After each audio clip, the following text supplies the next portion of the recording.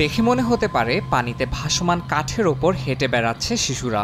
আদতে তা নয়। জাপানের রাজধানী টোকিওর কেন্দ্রস্থলে শুরু হয়েছে এক অভিনব প্রদর্শনী, যেখানে আলোর মাধ্যমে জীবন্তভাবে ফুটিয়ে তোলা হয় সব। হোকুসাই আনাদার স্টোরি ইন টোকিও নামে এই প্রদর্শনীতে দর্শনার্থীরা প্রবেশ করলেই যেন সময়ের সীমানা পেরিয়ে পৌঁছে যাচ্ছেন প্রাচীন এডো যুগে। ঐতিহ্যবাহী উকিওই শৈলীর প্রাণবন্ত রং আর নিখুঁত রেখাচিত্র আধুনিক প্রযুক্তির ছোঁয়ায় আরও প্রাণ ফিরে পেয়েছে।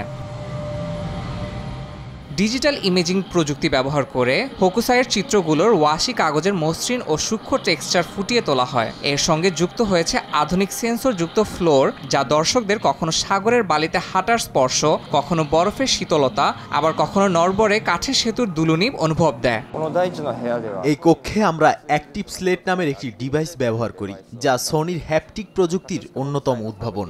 এখানে দর্শনার্থীরা হোকুসাইয়ের শিল্পকর্মে চিত্রিত 4টি ভিন্ন দৃশ্যের ভেতরে প্রবেশ করে এক অভিজ্ঞতামূলক ভ্রমণ উপভোগ করতে পারেন। এটি আপনাকে হোকুসাইয়ের সৃষ্ট কাল্পনিক জগতে ভার্চুয়ালি সম্পূর্ণভাবে হারিয়ে যাওয়ার সুযোগ করে দেয়।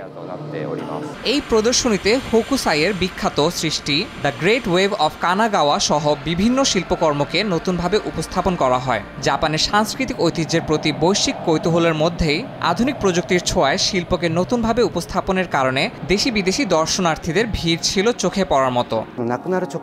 এই ধারণা কেবল শিল্পকর্ম দেখার মধ্যে সীমাবদ্ধ নয়, বরং বাস্তবতার সীমানা পেরিয়ে শিল্পীর দেখা দৃশ্যগুলোকে অনুভব করার সুযোগ করে দেয়, যেখানে ভিজুয়াল ইফেক্ট ও অন্যান্য সংবেদনশীল অভিজ্ঞতা গুরুত্বপূর্ণ ভূমিকা রাখে। জাপানে প্রযুক্তি নির্ভর শিল্প প্রদর্শনীর জনপ্রিয়তা দিন দিন বাড়ছে। ঐতিহ্য ও উদ্ভাবনের মেলবন্ধনে গড়ে ওঠা এই অনন্য আয়োজন চলবে 1 জুন পর্যন্ত। ইয়াসিন মোহাম্মদ জিসান, সময় সংবাদ।